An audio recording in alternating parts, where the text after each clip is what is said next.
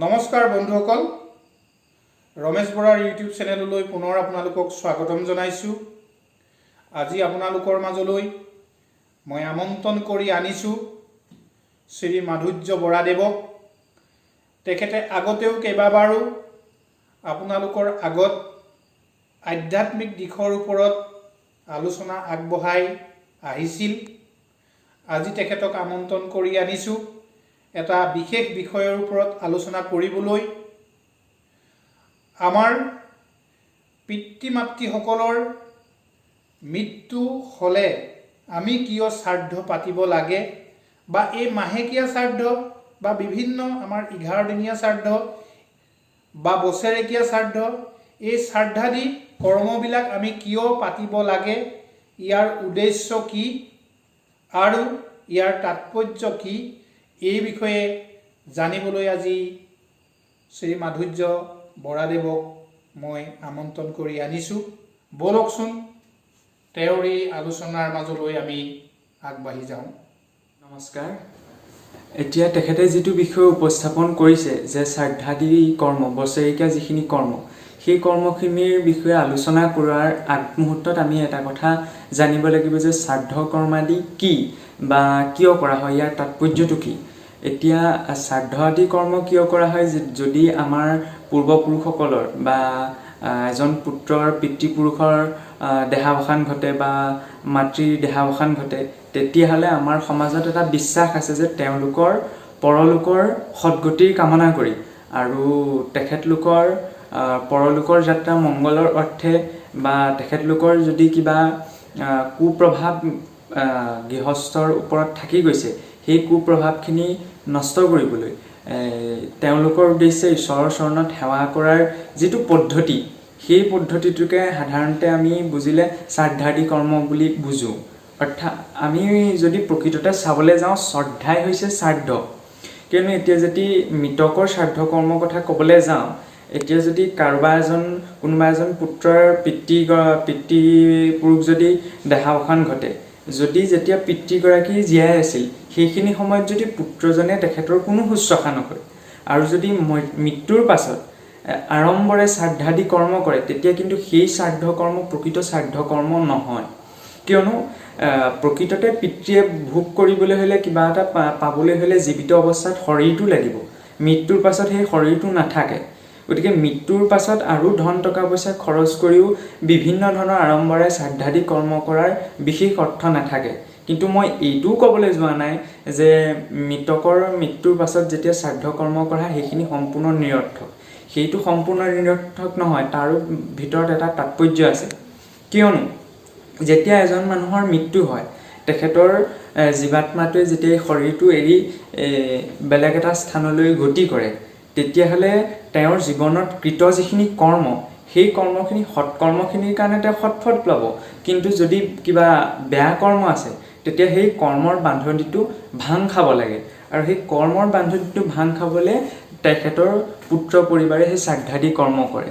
কিয়নো সেই কৰ্মৰ উদ্দেশ্য হ'ল কি, ঈশ্বৰৰ চৰণত সেৱা জনাই এটা কথাই নিবেদন কৰা যে আমাৰ যি পিতৃপুৰুষ বা পূৰ্বপুৰুষে আমাক এৰি থৈ গৈছে, যদি তেওঁলোকৰ কিবা অসৎ কৰ্ম আছিল বা বেয়া কৰ্ম আছিল, সেই কুকৰ্মখিনি সেই ঈশ্বৰ তুমি যাতে সেই কুকৰ্মখিনিৰ কাৰণে তেখেতক ক্ষমা কৰি দি তেখেতৰ আত্মাৰ পৰলোক গমনৰ যি পথ বা যাত্ৰা, সেই যাত্ৰা যাতে তুমি সুগম কৰা। আৰু তেখেতৰো যদি গৃহস্থৰ ওপৰত কিবা কুদৃষ্টি বা বেয়া ভাৱ থাকি গৈছে, সেই বেয়া দৃষ্টিও যেন সেই পিতৃদেৱতাই আমাক গৃহস্থ সমস্তক ক্ষমা কৰি দিয়ে। সেই বস্তুটোকে দেখুৱাবলৈ গৈ আমাৰ মাহেকীয়াসকলে, অৰ্থাৎ যিসকল বামুণীয়া বুলি কয়, তেখেতলোকে শ্ৰাদ্ধাদি কৰ্ম পিতৃৰ অৰ্থে পিণ্ডাদি দান কৰে। আৰু তাত কি কৰা হয় চাবলৈ গ'লে, প্ৰথমতেই ঈশ্বৰৰ চৰণত বামুণীয়া কৰ্ম অনুসৰি গন্ধ পুষ্প অৰ্পণ কৰি ঈশ্বৰক সেৱা অৰ্পণ কৰা হয়। তাৰ পাছত সেই পিণ্ডত পুত্ৰই কি কৰে, তেওঁৰ পিতৃৰ অৰ্থে পিণ্ড দান কৰে। আৰু ঠিক তেনেদৰেই বিভিন্ন সম্প্ৰদায়ৰ লোকসকলৰ মাজত বিভিন্ন বিশ্বাসৰ জৰিয়তে উদ্দেশ্য একেই, খালি প্ৰক্ৰিয়াটো ভিন্ন ভিন্ন ৰূপত সেই পিতৃপুৰুষৰ অৰ্থে তেওঁক মংগল কামনা কৰি এই কৰ্ম কৰা হয়।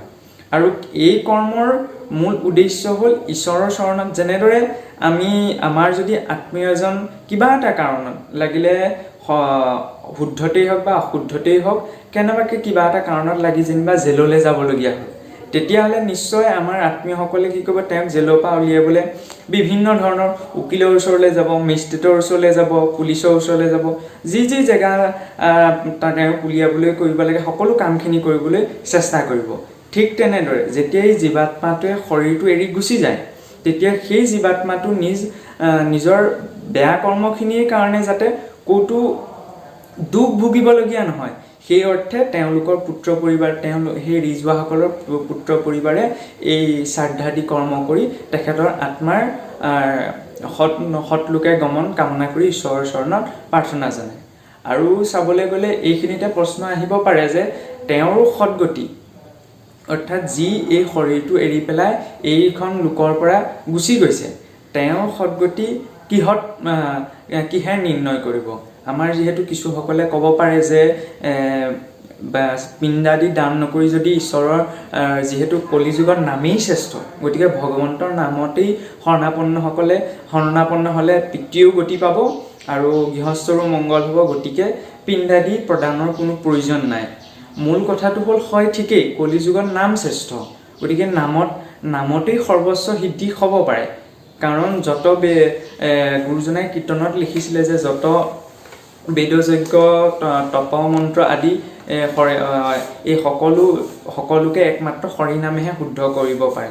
কিয়নো পূজা মন্ত্ৰ শ্ৰাদ্ধাদি কৰ্মত যিখিনি কৰ্ম কৰা হয় তাত যদি কিবা ছিদ্ৰ ৰৈ যায়, সেইখিনি একমাত্ৰ ঈশ্বৰৰ নাম কীৰ্তনতহে সেই ছিদ্ৰখিনি নিষিদ্ধ হ'ব পাৰে। সেইটো কথা ঠিক, কিন্তু আচল কথা হ'ল আমি কাক আশ্ৰয় কৰিব পাৰিছোঁ।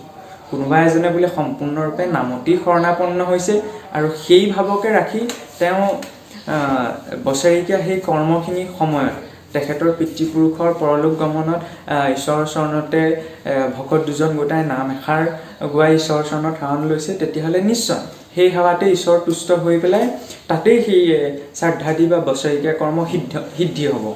কিন্তু যদি শ্ৰদ্ধাৰে আশ্ৰয় কৰা নাই, সুদৃঢ় বিশ্বাসেৰে নামৰ আশ্ৰয় কৰা নাই, তেতিয়া কিন্তু সেই নামে নতৰায়। আৰু এইখিনিতে কথা আহিব, যদি নামতেই সকলো হয় তেতিয়াহ'লে পিণ্ডাদি দিয়াৰ প্ৰয়োজনীয়তা কি আছে? কাৰোবাৰ সামৰ্থ্য নাই। এতিয়া মই যদি ইয়াত সিদ্ধান্ত দিওঁ যে আপোনালোক কোনোবাই নামত আশ্ৰয় লওক, পিণ্ডাদি কৰ্ম বাদ দিয়ক বা পিণ্ডাদি কৰ্ম কৰক, নামত আশ্ৰয় বাদ দিয়ক, সেইটো সম্পূৰ্ণ ভুল আৰু একমাত্ৰ মোৰ মূৰ্খামি হ'ব। কিন্তু মূল কথাটো হ'ল আমি বুজিবলৈ যত্ন কৰা উচিত যে উদ্দেশ্যটো কি। যেতিয়া এজন ব্ৰাহ্মণৰ সৈতে আমাৰ পিণ্ডাদি কৰ্ম কৰা হয়, তেতিয়া ঈশ্বৰক অৰ্পণৰ লগত যেতিয়া পিতৃৰ অৰ্থে সেই পিণ্ড অৰ্পণ কৰা হয়, তেতিয়া আপোনালোকে জনাসকলে জানিব বা লক্ষ্য কৰাসকলেও দেখিছে, হয়তো তাত তিনি ধৰণৰ পিণ্ড অৰ্পণ কৰা হয়। কিয়নো প্ৰথম পিণ্ডটো পায় এই ভূমিৰ যিজন অধিকৰ্তা ৰজা আছিল ভৰত, সেই ভৰতৰ উদ্দেশ্যে পিণ্ড দিয়া হয়। আৰু দ্বিতীয়টো পিণ্ড দিয়া হয় সেই বংশৰ যিটো বংশত বিশেষ ব্যক্তিজনৰ দেহাৱসান ঘটিছে, সেই বংশত যদি তেখেতৰ কোনোবা পূৰ্বপুৰুষে পিণ্ড নোপোৱাকৈ আছে, তেতিয়াসকলে সেই পিতৃপুৰুষসকলৰ অৰ্থে দ্বিতীয়টো পিণ্ড দিয়া হয়। আৰু তৃতীয়টো পিণ্ড দিয়া হয় নিজ পিতৃৰ অৰ্থে। গতিকে আৰু তাতো আপোনাৰ ধন টকা পইচা বুলি ক'লে কোনো ডাঙৰ মাটি বাৰী সম্পত্তি এই ব্ৰাহ্মণক দান দিয়া নহয় বা উচৰ্গা কৰা নহয়। সাধাৰণ এচুলু জল দিয়া হয়, জল অৰ্পণ কৰা হয়, বা চাউল কল আদি যিখিনি আমাৰ বস্তু লাগে সেই বস্তুখিনি অৰ্পণ কৰা হয়। যদি কোনোবাই তাত বোলে সেই কৰ্মভাগ কৰিবলৈ অসমৰ্থ, তেতিয়াহ'লে তেখেতে সম্পূৰ্ণ নামৰ আশ্ৰয় কৰি নামতেই সেই কৰ্মভাগী সিদ্ধ কৰিব পাৰে। কিন্তু যাৰ সামৰ্থ্য বা যি কৰি আহিছে পৰম্পৰাৰ ওপৰত, তেওঁতো কৰাত আপত্তি নাই, কিয়নো তাৰ সেই কৰ্মভাগীৰ সৈতে এটা উদাৰতা ভাৱ জড়িত হৈ আছে। এটা কথা ঠিক যে সেই তাত অৰ্পণ কৰা সেই পিণ্ডভাগী পিতৃয়ে নিজেই খাবলৈ নাহে, কিয়নো এইখিনিতে কথা এটা যে আদি জামলত যেতিয়া নিৰঞ্জন গুৰু ঢুকাইছিল, তেতিয়া নিৰাকাৰ গুৰুৱে যেতিয়া ৰামক শ্ৰাদ্ধৰ কাৰণে এই গৰুৰ গাখীৰ আনিবলৈ কৈছিল, তেতিয়া সেই ৰামে কি কৰিলে, ওচৰতে মৰা গৰু এজনী আছিলে, তেতিয়া সেই মৰা গৰুজনীৰ পৰা গাখীৰ খুজি দেখুৱালে। তেতিয়া সেই নিৰঞ্জন গুৰুৱে ৰামক গালি পাৰিলে যে তুমি কি মূৰ্খ কৰ্ম কৰিছা, যে এই মৰা গৰুজনীয়ে কেনেকৈ গাখীৰ দিব। তেতিয়া ৰামে কৈছিল যদি মৃত গাই যদি দুগ্ধক নেদয় মৃত লোকে কেনমতে পিণ্ডক পাৱয়, যে মৰা গৰুৱেই যদি গাখীৰ দিব নোৱাৰে তেতিয়াহ'লে মৰা লোকসকলে কেনেদৰে পিণ্ড খাবলৈ আহিব। এটা কথা ঠিক যে সেই বামুণীয়া আদৰ্শত যি পিণ্ডাদি কৰ্ম কৰা হয় বছৰেকীয়া কৰ্ম, তাত পিতৃজন প্ৰত্যক্ষ ৰূপত আহি পিণ্ড খাবলৈ নাহে, কিন্তু তাত যি ভাৱত দিয়া হয় সেই ভাৱটোৱে তেখেতক সহায় কৰে যে পুত্ৰই পিতৃৰ অৰ্থে দান কৰিছে আৰু সেই দানৰ সুফলে তেখেতৰ পৰলোকৰ যাত্ৰা সুগম কৰিব পাৰে। আৰু তাৰ পূৰ্বে ঈশ্বৰত কৰা সেয়ায়ো তেওঁৰ কৃত যদি কুকৰ্ম আছে কুকৰ্মখিনি নাশ কৰি তেখেতৰো মংগল কৰিব, যিজনে হৰি এৰি গৈছে, আৰু গৃহস্থসকলৰো মংগল কামনা কৰিব। কিন্তু এইখিনিতে কথাটো আহে যে এই কৰ্মভাগ কৰাৰ প্ৰয়োজনীয়তা কি। শাস্ত্ৰই কৈছে যে পিতৃভূতভূতি দেৱৰ ঋষি সুহৃদৰ উপজিলে তাসম্বাৰ ঋণী হোৱে নৰ, যে জীৱ এটাই যেতিয়া আহি এই মনুষ্য শৰীৰটো পায় তেতিয়া 5 প্ৰকাৰৰ ঋণ লাগে বুলি কয়। দেৱতাৰ ঋণ লাগে, ঋষিৰ ঋণ লাগে, পিতৃৰ ঋণ লাগে, ভূতপতিৰ ঋণ লাগে আৰু সুহৃদসকলৰ ঋণ লাগে। এতিয়া এই ঋণকেইটা যেতিয়ালৈকে শুধাব নোৱাৰে তেতিয়ালৈকে নৰে সুখ শান্তি পাব নোৱাৰে বুলি কয়। গতিকে এই 5টা ঋণৰ বিষয়ে বহলকৈ কোৱাৰ আগতে যিহেতু এতিয়া মূল বিষয় হৈছে শ্ৰাদ্ধাদি কৰ্মৰ আলোচনাৰ বিষয়, গতিকে পিতৃ ঋণৰ কথা ক'বলৈ যাওঁ। গতিকে সেই পিতৃ ঋণটোৰ পৰা মুক্ত হ'বলৈ কি কৰিব লাগে, শ্ৰাদ্ধাদি কৰ্ম কৰিব লাগে। আৰু শ্ৰাদ্ধাদি কৰ্মৰ আমাৰ পৰম্পৰাগত বা ধৰ্ম পৰম্পৰাত চলিত যিখিনি নীতি নিয়ম আছে, যাৰ যি নীতি সেইমতে সেইখিনি আচৰণ কৰিব লাগে।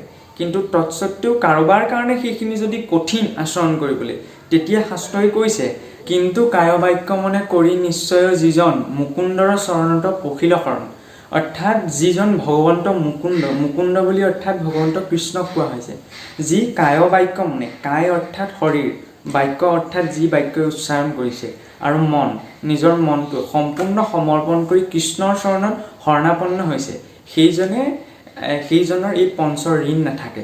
গতিকে যিজন একান্ত ভক্ত হ'ব পাৰিছে কৃষ্ণৰ, প্ৰহ্লাদৰ দৰে, ধ্ৰুৱৰ দৰে, এই ক্ষেত্ৰত এইটো ক'বলৈ যোৱা নাই যে কোনোবা এজন কৃষ্ণৰ একান্ত হ'বলৈ নিজকে ভক্ত ধ্ৰুৱ কৰি তোলক বা ভক্ত প্ৰহ্লাদ বুলি কওক, কিন্তু তেওঁলোকে যি আদৰ্শ দেখুৱাইছে সেই আদৰ্শখিনি মতেকৈ যি কেৱল আৰু কেৱল কৃষ্ণতে আশ্ৰয় কৰিছে, তেওঁৰ কাৰণে এই পঞ্চ ঋণ খুজোৱাৰ কাৰণে কোনো বেলেগ ধৰণৰ ধৰ্ম কৰ্ম কৰাৰ প্ৰয়োজন নাই, কিয়নো কৃষ্ণৰ সেৱাতে সমস্ত ঋণ খুজি যায়। কিন্তু যি এই কথা জানিও ধৰি লওক এই কথাটো জনাটোৱেই প্ৰয়োজনীয় নহয় যে কৃষ্ণৰ চৰণৰ শৰণ ল'লোঁ এতিয়া আৰু বাকীখিনি কৰ্ম কৰিব নালাগে। অনুভৱত আহিছেনে নাই, কিয়নো আমি একান্ত ভক্ত বুলি নিজকে কোৱাটো ক'বলৈ গ'লে উজু, কিন্তু দেখুৱাবলৈ গ'লে বহুত টান। কিয়নো প্ৰহ্লাদে যেতিয়া কৈছিল যে এই স্তম্ভটো ভগৱান আছে, তেওঁ একান্তৰ সেই ভক্তিত ইমান দৃঢ় আছিল যে সেই ভক্তিৰ কাৰণে বাধ্য হৈ ভগৱানো তাৰ পৰা বাজ হৈছিল। কিন্তু আপুনি মই যদি কওঁ এই ৱালতে ভগৱান আছে বুলি, তেতিয়া মূৰটো মাৰি দিলেও হয়তো ভগৱান নোলাব, কিয়নো বাক্যত একান্ত আৰু অনুভৱত একান্ত হোৱাটো বহুত পাৰ্থক্য। গতিকে ঠিক তেনেদৰে যি নিজৰ ওপৰত বিশ্বাস আছে সেই একমাত্ৰ এক কৃষ্ণৰ ওপৰতেই সম্পূৰ্ণ আশ্ৰয় কৰিছে, তেওঁ এইখিনি কৰাৰ প্ৰয়োজন নাই। কিন্তু প্ৰয়োজন নাইহে নাই, তেওঁ যিজন একান্ত ভক্ত সেইজনে এইটো উপদেশ নিদিয়ে যে বাকী যিখিনি ধৰ্ম কৰ্ম আছে সেইখিনিক তেওঁ নিন্দা কৰিব, বা যিজনৰ অনুভৱে এতিয়ালৈকে কৃষ্ণক স্পৰ্শ কৰিবগৈ পৰা নাই, কৃষ্ণক ঈশ্বৰ বুলি জানে কিন্তু কৃষ্ণতেই সম্পূৰ্ণৰূপে শৰণাপন্ন হ'বগৈ পৰা নাই অনুভৱৰ স্তৰত, এই দুটামান কথা কৈ দুটামান কথা বুজাই তয়ো কৃষ্ণৰ একান্ত ভক্ত, তই এইখিনি কৰ্ম কৰিব নালাগে বুলি এই কোৱাটো একান্ত ভক্তজনৰ স্বভাৱ নহয়। এইখিনি হ'ল সম্পূৰ্ণ ভিতৰৰ অন্তৰৰ বস্তু, যি সম্পূৰ্ণ কৃষ্ণক আশ্ৰয় কৰিছে তেওঁ এইখিনি কৰ্ম কৰাৰ প্ৰয়োজন নাই। কিন্তু এইটো কথাও আকৌ পুনৰ ক'ম যে একান্ত ভক্তজনৰ এইটোও লক্ষণ নহয় যে কাৰোবাক কৈ ফুৰিব যে এইখিনি কৰ্ম কৰাৰ প্ৰয়োজন নাই, এইখিনি বাদ দে, বেদৰ যিখিনি কৰ্ম সেইখিনি কেৱল বিনাশীহে কৰ্ম। মাধৱ গুৰুজনে ঘোষাৰ প্ৰথম আপোনাৰ 10 নং ঘোষাতেই লিখি থৈ গৈছে যে যাৰ পুত্ৰ শৈৱে ঐত হৰিত শৰণলৈ, হৰিগুণ গাৱে শুদ্ধ ভাৱে, দধি দুগ্ধ ঘিত মধু, নদীৰ জলকপিয়া, পিতৃগণ ত্ৰিপিটিক পাৱে। অৰ্থাৎ যাৰ পুত্ৰসকলে একমনে এক ধ্যানে ঈশ্বৰ কৃষ্ণত শৰণাপন্ন হৈছে, তেওঁলোকৰ যিসকল পিতৃয়ে তেওঁলোকক এৰি থৈ গৈছে, সেই কৃষ্ণ ভক্তিৰ বলতেই দধি দুগ্ধ ঘৃত মধু এই সমস্তখিনি অমৃতস্বৰূপ দ্ৰব্য পান কৰি তেওঁলোকে তৃপ্ত হয়। আৰু ঠিক তেনেদৰে আমাৰ শাস্ত্ৰটো ভাগৱততো কোৱা হৈছেই, গীতাতো কোৱা হৈছেই, লগতে ব্ৰহ্মপুৰাণতো পিতৃসকলে যেতিয়া ঈশ্বৰক স্তুতি কৰি কৈছে যে হে প্ৰভু ভগৱন্ত, আমি এই দুষ্ট দৈত্যসকলৰ অত্যাচাৰত বা নিশাচৰসকলৰ যাতনাত আমি থাকিব পৰা নাই, গতিকে আমি পিতৃগণে তোমাৰ চৰণত শৰণাপন্ন হৈছোঁ, গতিকে হে প্ৰভু দয়ালু ভগৱন্ত প্ৰভু, তুমি আমাক উদ্ধাৰ কৰা। পিতৃগণেও সেই ইচ্ছা প্ৰকাশ কৰিছে। ঠিক তেনেদৰে অগ্নিপুৰাণতো পুষ্কৰ স্তুতিত সেই কথা কোৱা হৈছে। মূল কথাটো হ'ল আমি ঈশ্বৰৰ আশ্ৰয় কৰিব পাৰিছোঁ নে নাই পৰা, আৰু যি ঈশ্বৰৰ সম্পূৰ্ণৰূপে আশ্ৰয় কৰিছে তেওঁ বাকী এইখিনি কৰ্ম কৰাৰ প্ৰয়োজন নাই। আৰু এইখিনিতে আৰু এটা কথা মই অনুকিয়াব বিচাৰিছোঁ যে পিতৃগণৰ অৰ্থে বা শ্ৰাদ্ধাদি কৰ্ম নিজৰ পৰম্পৰা ৰূপত চলি আহিছে, কোনোবাই এৰিব পৰা নাই, নিজৰ ভাৱনাটো সেই পৰম্পৰাৰ সৈতে যুক্ত কৰি লৈছে। গতিকে হয়তো আজি যুগ যুগ ধৰি যিটো পৰম্পৰা চলি আহিছে সেই পৰম্পৰাটো হয়তো ঘপককৈ এৰিবলৈ বা কিবা এটা পৰম্পৰা এৰিবলৈ বা ত্যাগ কৰিবলৈ কাৰোবাৰ কাৰণে অসুবিধা হ'ব পাৰে। সেইটো স্বাভাৱিক কথা। যেতিয়া এটা ভাৱনা পৰম্পৰাৰ সৈতে যুক্ত হৈ যায় তেতিয়া সেই পৰম্পৰাটো অকণমান লৰাবলৈ বা এৰিবলৈ মানুহৰ যথেষ্ট অসুবিধা হয়। কিন্তু তাৰ আগত আমি বিচাৰ কৰি চোৱা উচিত যে শাস্ত্ৰই কি কৈছে। কিয়নো এই কথাটোকে লৈ কৃষ্ণই যেতিয়া বৈকুণ্ঠ পয়ানৰ সময়ত উদ্ধৱক কৈছিল যে কতো মন্দমতি শাস্ত্ৰ নকৰে বিচাৰ, কৰে কুলধৰ্ম পূৰ্ব পুৰুষ আচাৰ, যে যিসকল মন্দমতি নৰ আছে সেই মন্দমতি নৰসকলে কেৱল পূৰ্বপুৰুষৰ আচাৰখিনিকে কুলধৰ্ম বুলি কৈ বুকুত বান্ধি বহি থাকে, কিন্তু শাস্ত্ৰই কি কৈছে সেইটো বিচাৰ নকৰে। এটা কথা চাব যে এই বছেৰিকা কৰ্মখিনিত আমাৰ যদি সাত্বিক প্ৰক্ৰিয়াৰে কৰ্মখিনি হৈছে তেতিয়াহ'লে ক'বলগীয়া একো নাই। কিন্তু সাত্বিক প্ৰক্ৰিয়াৰে যদি সাত্বিক গুণত স্থিত হৈ পেলাই কৰ্মখিনি কৰিছে তেতিয়াহ'লে সেইখিনি শাস্ত্ৰয়ো সন্মতি জনাইছে আৰু সেই কৰ্মখিনি কৰা প্ৰয়োজনীয়। কিন্তু সেই কৰ্মভাগীৰ সৈতে ৰাজসিক আৰু তামসিক এই দুটা গুণ সংযুক্ত কৰিব নালাগে। কিয়নো পিতৃগণ আজি দেৱতাসকলৰ পূজাৰ অৰ্থে যদি কোনোবাই জল অকণমান তাত দান কৰিছে, এই চাউল এমুঠি দান কৰিছে, সেইটোত ক'বলগীয়া শাস্ত্ৰয়ো নাই বা বাকী শাস্ত্ৰৰ বিচাৰ মতে তাত ক'বলগীয়া নাই। কিন্তু শাস্ত্ৰই এটা কথা কৈছে যে নমাৰিবে পশুক এৰিবে মাংস আশা, দেৱকো উদ্দেশ্যি পশু নকৰিবে হিংসা, ঈশ্বৰৰ আজ্ঞা এইটো যত বেদ বাক্য, হৰিত বিমুখনৰে লংঘয় ইহাক। গতিকে আমাকতো মাংস নিজৰ লোভৰ অৰ্থে মাংস ভোজন কৰিবলৈ শাস্ত্ৰই হাক দিছে, লগতে পিতৃগণক অৰ্থে বা দেৱতাক উদ্দেশ্যেও পশু নিধন কৰিবলৈ আমাক বাধা দিছে আৰু বাধা দি কৈছে যে এইটো ঈশ্বৰৰ বাক্য, বেদৰ বাক্য। যি হৰিত বিমুখ নৰ অৰ্থাৎ যি ঈশ্বৰত বিমুখ নৰ তেওঁহে এই বাক্য লংঘন কৰিব। গতিকে এই বছেৰিকীয়া আদি কৰ্মৰ আঁৰ লৈ কোনোবা দেৱতাক পশু আদি অৰ্পণ কৰি পেলাই সেৱা অৰ্পণ কৰা বা পিতৃগণৰ অৰ্থে পশুৰ মাংস আদি অৰ্পণ কৰা এইটো সম্পূৰ্ণ অশুদ্ধ কৰ্ম। সেইটো মই কোৱা নাই, শাস্ত্ৰই কৈছে। গতিকে এই কৰ্মখিনি কৰিবলৈ যাওঁতে আমি শাস্ত্ৰৰ অকণমান বিচাৰ কৰি ল'ব লাগে। কিয়নো উদাহৰণস্বৰূপে আৰু এই শাস্ত্ৰৰ বিচাৰটো নথকাৰ কাৰণেই আমি কেৱল চলি আহিছে কাৰণে কিছুমান পৰম্পৰা ধৰি ৰাখিছোঁ আৰু তাৰ কাৰণে হয়তো কিছুমান অন্ধবিশ্বাসৰো আমি বলি হৈছোঁ। আৰু সেই শাস্ত্ৰৰ বিচাৰখিনি নথকাৰ কাৰণেই আজি কিছুমান জৰুৰী পৰম্পৰাও আমাৰ পৰা লোপ পাবলৈ ধৰিছে। গতিকে এই শাস্ত্ৰৰ বিচাৰ থকাটো উচিত আৰু এই শাস্ত্ৰৰ বিচাৰ মতে বছেৰেকীয়া কৰ্ম, মাংগলিক কৰ্ম, পিতৃৰ কাৰণে শ্ৰাদ্ধ কৰ্ম এইখিনি কৰাটো উচিত। কিন্তু য'ত শাস্ত্ৰই না কৈছে, য'ত শাস্ত্ৰই নিষেধ কৰিছে সেইটোক শাস্ত্ৰৰ অবিহনে নিজৰ পৰম্পৰা বুলি ধৰি ৰাখিবলৈ কৰ্ম কৰাটো আমি ভাবোঁ অনুচিত। কিয়নো শাস্ত্ৰ হৈছে ভগৱন্তৰ মুখৰ বাক্য। তেওঁ আমাক যিখিনি আদৰ্শ দেখুৱাইছে সেইখিনিৰ মতে আমি বছেৰেকীয়া মাংগলিক কৰ্ম, পিতৃকৰ্ম আদি কৰাটো উচিত বা কৰাটো প্ৰয়োজনীয়। কিন্তু য'ত শাস্ত্ৰই নাই কোৱা সেইখিনি কৰ্ম এৰাৰ বা পৰিত্যাগ কৰাটো আমাৰ কাৰণে প্ৰয়োজনীয়। গতিকে শাস্ত্ৰই যি মতে কৈছে সেইমতে আমি এইখিনি কৰ্ম কৰি যোৱাটো প্ৰয়োজনীয় মানুহ হিচাপে। আৰু শাস্ত্ৰই কি কৈছে সেইখিনি গোটেই কথাখিনি এতিয়া সামৰিবলৈ মোৰ নিজৰ কাৰণে অলপ অসুবিধা হৈছে, কাৰণ যথেষ্ট কথা ক'বলৈ গ'লে কথা ওলাই গৈ থাকে। গতিকে বিষয়বস্তুটো যথেষ্ট বহল। গতিকে যিসকলে জানিবলৈ ইচ্ছা কৰে আৰু ইয়াৰ সৈতে সংযুক্ত বিভিন্ন কৰ্ম বিষয়ে তাৰ তাৎপৰ্যটো জানিবলৈ বা শুদ্ধ কোনটো অশুদ্ধ কোনটো সেইটো বিচাৰ কৰি পেলাই কৰ্মখিনি কৰিবলৈ ইচ্ছুক তেওঁলোকে বিজ্ঞজনৰ আশ্ৰয় লওক আশে পাশে আছে গতিকে এই বিষয়ে আলোচনা কৰি শাস্ত্ৰই কি কৈছে সেই কথাটো জানি পেলাই এইখিনি যিসকলে কৰি এইখিনি কৰাটো প্ৰয়োজনীয় কিন্তু শাস্ত্ৰৰ বিচাৰ নকৰাকৈ সেই যি ক'লে সেইমতে কৰাটো মানুহ হিচাপে আমাৰ কাৰণে কিছু অপ্ৰয়োজনীয় বুলি ভাবিছোঁ গতিকে আসল কথা হ'ল কি আমি জানিবলৈ ইচ্ছা নকৰোঁ এতিয়া আমি বিভিন্ন ধৰ্ম কৰ্ম কৰি আহিছোঁ পিতৃ শ্ৰাদ্ধই হওক বছৰেকীয়া কৰ্মই হওক কিন্তু আমাৰ গাঁৱলীয়া এজনক যদি সোধে যে ইয়াৰ উদ্দেশ্য কি এতিয়া যেতিয়া পিতৃৰ কাৰণে শ্ৰাদ্ধাদি কৰ্ম কৰা হয় তেতিয়া সেই দিয়াজনক যদি কোনোবা এজনে সোধে যে তুমি কাৰ কাৰণে পিণ্ড দিলা কি তেওঁ হয়তো ক'ব নোৱাৰে কাৰণ নোৱাৰাটো স্বাভাৱিক কাৰণ তেওঁ কৰিব লাগে কাৰণেহে কৰিছে কিন্তু কাৰ কাৰণে কি কৰিছে সেইটো নাজানে প্ৰথম কথা হ'ল আমিও জিজ্ঞাসিত হ'ব লাগিব যে আমি যে কৰ্মভাগ কৰিছোঁ যে ক'ত কেলে কি কৰিছোঁ আজি ধূপ এডালকে যদি দিছোঁ কাৰ উদ্দেশ্যে দিছোঁ সেই কথাখিনি জানি যেতিয়া কৰিব তেতিয়া সম্পূৰ্ণ ভ্ৰান্ত ধাৰণাখিনি আঁতৰি যাব আৰু বিশ্বাসো বাঢ়িব সেই ক্ষেত্ৰত কৰ্মখিনি কৰাৰ ক্ষেত্ৰত কিন্তু দহাই এইটো কথা মনলৈ আহিম যে সেইখিনি কৰ্ম কৰাহে উচিত যিখিনি শাস্ত্ৰবিহিত আৰু যি এক মনে এক ধ্যানে একমাত্ৰ ঈশ্বৰ কৃষ্ণৰ শৰণ লৈছে তেওঁলোকৰ পিতৃপুৰুষৰ তৰি যোৱাৰ কাৰণে কোনো চিন্তাই নাই কাৰণ ভাগৱতে কৈছে যে সেই পিতৃসকলে যিসকল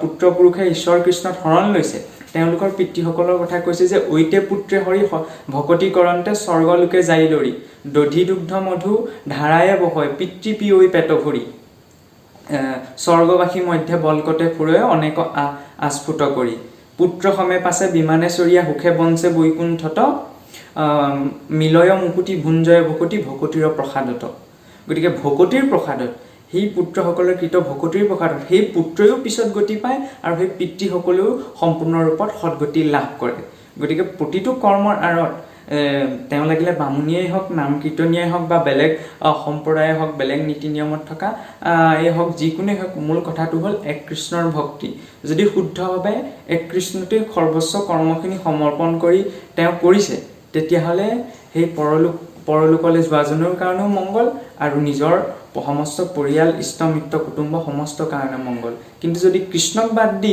শাস্ত্ৰৰ বিচাৰ অবিহনে কৰ্ম কৰা হৈছে তেতিয়া কিন্তু সেই কৰ্মখিনি বিশেষ ফলদায়ক বা বিশেষ প্ৰয়োজনীয় নহয় ইয়াকে ক'বলৈ যাওঁতে মোৰ অনেকখিনি কুটি ৰ'ব পাৰে আপোনালোকেও যদি কিবা আৰু এই বিষয়ে জানিবলৈ মন আছে কাৰণ সময়টো কম কাৰণে কিছু আকপিছ হ'ব পাৰে গতিকে যদি কিবা জানিবলৈ বা কিছু সংশয় থাকি গৈছে তেতিয়া আমাক জনাব তেতিয়া আমিও নিজৰ খোকোজাখিনি আঁতৰাব পাৰিম আৰু আমিও নতুন এই দিশত কিছুমান কথা জানিব পাৰিম গতিকে আপোনালোক সমস্তজনৰ সহযোগ কামনা কৰি এই কথাখিনি মই আজি ইমানতে সামৰিছোঁ নমস্কাৰ বন্ধুসকল আজিৰ এই ভিডিঅ'টো চাই আপোনালোকে নিশ্চয় বহু ভাল পালে বহু নজনা কথা